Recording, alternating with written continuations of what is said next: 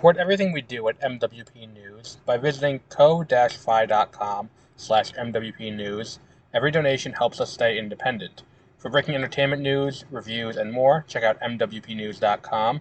If you love games, head over to our YouTube channel, youtube.com/@MWPNewsGaming for reviews and gameplay.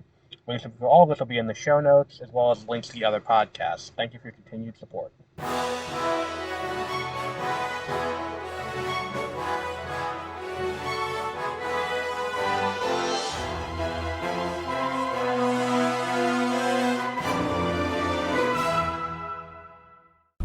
Good morning and welcome to Exploring Hyperspace Lanes. I am Adam. It is hot. It's very hot. It is August, and let's talk about San Diego Comic-Con. Because periodically we like to check in on the state of Star Wars if Josie can't be around to do a podcast, because she's busy. She's got other shit going on in her life, and every once in a while we'll do these little check-ins. And at San Diego Comic-Con, they had a panel for Lucasfilm Publishing. I attended one of these panels back in 2019. And what it is, they basically come out and they're like, here's all the cool things that are coming out from the publishing side. Because we constantly hear about the other stuff. You are inundated with news about the TV shows and the movies and the animated shit and all that. And it's like, it's good, because it's like, these are the things that are the big, the big popular things. The books, the dweebs like me read. And, again, that's not disparaging. I've been one of these proud dweebs since I was able to read chapter books. I remember reading, when I was reasonably young. I was reading, I started out with the Jedi Quest books. I remember reading those, and then later on, as I started to develop into the more adult books, I remember reading The Crystal Star, and that trilogy about Han Solo on his home planet, and the Remnants of the Empire. I believe his kids were there too. I forgot what they were called, but I remember reading those. But yeah, so the point in all of this is, there's nothing wrong with reading the books, and I enjoy reading the books. They flesh out the universe, and they tell stories that they wouldn't necessarily get the funding to tell theatrically, and I think that that's, an important thing. It's, I've enjoyed what they've been doing recently in terms of the, in terms of the High Republic, which is now at an end, and let's talk about where they go from here, because it's very interesting that arguably the largest event for things like this, and I get that it's San Diego Comic-Con, but it's interesting to me that Comic-Con this year, the Lucasfilm Publishing panel, is very focused on comics. They're very focused on comics, and I think to an extent it kind of makes sense why. Because the Star Wars comic, the flagship Star Wars comic, has run its course in terms of what it's doing. We have reached episode 6, because it was set between 5 and 6, and then at the same time there's the dovetailing, Darth Vader, and then there's also bounty hunters and Aphra and all these other things that kind of go together, and they've reached that. So it's what does the flagship Star Wars comic do? The answer is continue on the story of Luke Skywalker after episode 6. I don't necessarily know if that's the best idea, but, they're going to do what they're going to do. All of that said, there's a lot of comic talk. And for those of us who can't afford a comic obsession, which is what this fundamentally comes down to, I can afford to buy a book every few months.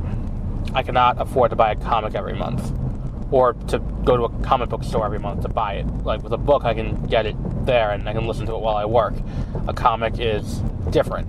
For comics, if I'm going to read a comic, I wait until we get the collected paperback, and then I'll read that. So, fundamentally, where we are now with this is a weird situation where we don't really have much of a sense of what the books are going to be doing. We have the continuation of this trilogy set at the beginning days of the, the beginning days of the Empire with Mon Mothma and Bail Organa, and, it's one of those things where it's like we read The Mask of Fear, the first one, a few months ago, and because it's a book, the book's titled Oppression as the Mask of Fear, and that is this book about the origins of the more totalitarian rule of the empire and how that works. And it's like, oh, okay, well, I mean, do we really need to read this book right now? Because it's just, you can look out the window and look at the news, and I'm recording this on the day that they decided to federalize the police in Washington, D.C. But that's neither here nor there. There is a lot of Star Wars universe left to explore. There's a lot of Star Wars universe that can be fleshed out. I mean, look at the timeline on the Star Wars website. It's like we have a lot of stories set right around two periods, like right around the period of the Galactic Civil War, right around the period of the prequels. We'll say the Skywalker saga as a blanket, so it's everything from like episode 1 to episode 9, right in that general vicinity. Then there's like the High Republic with the Acolyte kind of like splitting the difference in the middle. But then there's so much before and so much after, and even within that timeline, everything's not quite as fleshed out as you would think. It's like there's kind of dead time between episode 1 and episode 2, because I don't think Jedi Quest is canon anymore. But like, why is there no exploration of the years of Anakin and with Obi-Wan as his, or Obi-Wan with Anakin as his apprentice? That'd be really interesting to explore in a book. Flesh out that friendship the way they did for them as they were growing, through the Clone Wars with Jedi Knight Anakin and Jedi Master Obi-Wan. Like, do that.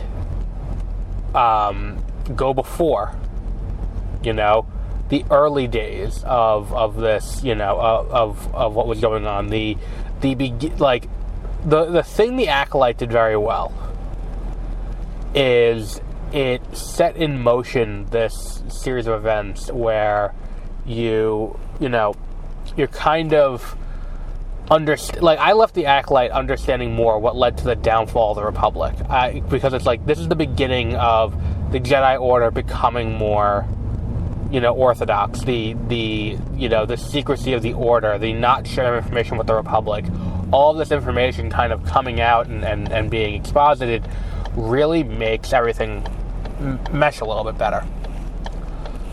People didn't like it because there was a black woman in the lead, so, it got ripped apart by people in bad faith and people who didn't watch the show. But at the end of the day, the big thing with this is, continue out that story. Continue out the story beyond. Flesh out what happened after, episode 9. Which there's a new book coming out that does that. But the sequel trilogy era adult reader books are few and far between. There's Rebellion Reborn by Rebecca Roanhorse. There is the Shadows of the Sith, which even that, to call that a book set in the sequel era is inaccurate, because it's really just a book to kind of help retrofit in episode 9 into the sequels. And I think that and then there's this new one with Finn and Finn and Janna. But beyond that, it's what are we doing here? What's the issue with this? Why are we just kind of okay with the lack of representation there? The lack of representation for that era. And then go even further back. What about the Old Republic? What about the Jedi-Sith War? What about the Jedi-Mandalorian War? Flesh out these things. I think this comes back to kind of my issue with Dave Filoni as the chief creative officer at Lucasfilm. He has a massive hard-on for the original trilogy, so we're going to end up with a lot of stuff set around the original trilogy. And to an extent, it's how much can we say about this? How much can we say about what this is? And why are we continuing to do it? There's plenty of room on every side of this to further flesh out this universe, but they opt not to.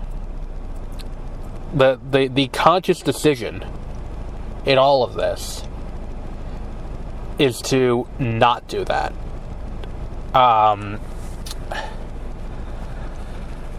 It's all just kind of disappointing. And it's like this idea that, like, okay, we're going to be very comics focused. It's like, okay, great, you're going to be very comics focused. That's fine. But at the same time, it's like, are you going to make the comics more accessible? Because that's fundamentally the issue here, too, is that it's like, buying comics is inherently going to skew the franchise mail. Because comic book stores are historically, and to this day, not hospitable environments to women or newcomers in general. I've told the story before on this podcast and on others, the story of me going into the comic book store in high school, because in my naivete, I was like, oh, well, comics, manga or comics. I went in to buy Shonen Jump because I wanted the Yu-Gi-Oh card, and I got such an attitude, I never went back. Oh wait, no, that's not true. I went back once to that comic book store, like years later, like 10 years down the line. Same guy there. He runs the shop. It's his shop, and I was like $9.98. I was buying 2 comics, and he was like, "You gotta buy something else to get over $10 to charge on your card." And I was like, "Okay, that's fine. I'm not gonna buy anything then. Like, for 2 cents, go fuck yourself." But regardless, like the point in all of this is that it's like the comic book store is inherently an inhospitable environment designed by people who run them to keep women out. It's a boys' club. It always has been, and there was that brief shining moment where it's like, oh, maybe we'll be able to make this better, but no. The worst of us have won out, and here we are. If that's the case, it's like, yeah, we have digital comics, but digital comics aren't as good. I've read comics digitally. I've never really enjoyed them as much as holding a comic book in my hand, and it's an expensive hobby. If you want to read comics to understand, to continue the story of Star Wars, it's like everything in this is interlocking. It's like it's like every Star Wars comic is like a crisis event from DC, where it's like everything interlocks and interweaves, and it's like, so I gotta read all of these to understand what's going on. Oh, okay. Like, that's kind of why there was success with the High Republic adventures, or the High Republic stories, whatever it was called. Like, there were 2 different High Republic comics. One was done by Marvel, one was done by IDF. No, not IDF. IDF is not what I meant to say. What the fuck was the other one? I don't remember. IMF? No, that's from Mission Impossible. Whatever. Maybe it is IDF. It's just different from the Israeli Defense Force.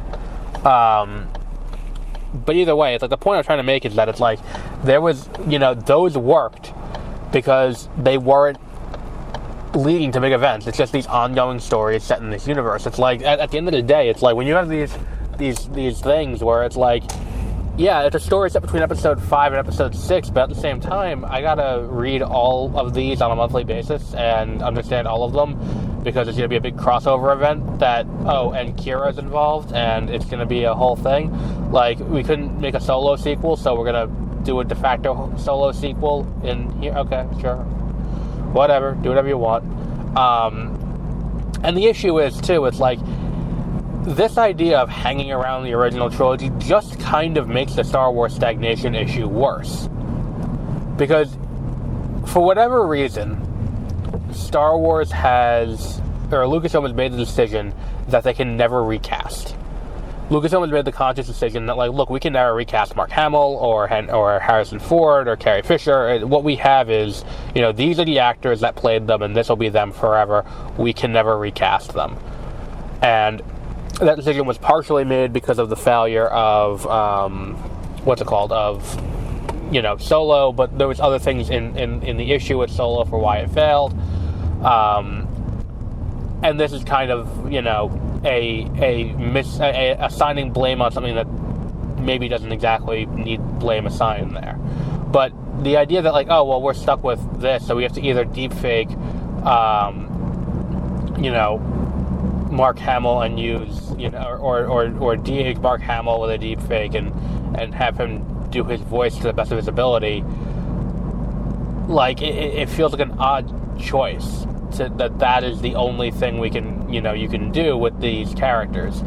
So when you continue to tell stories with these characters, all it's doing is telling the audience, there's nothing else with this.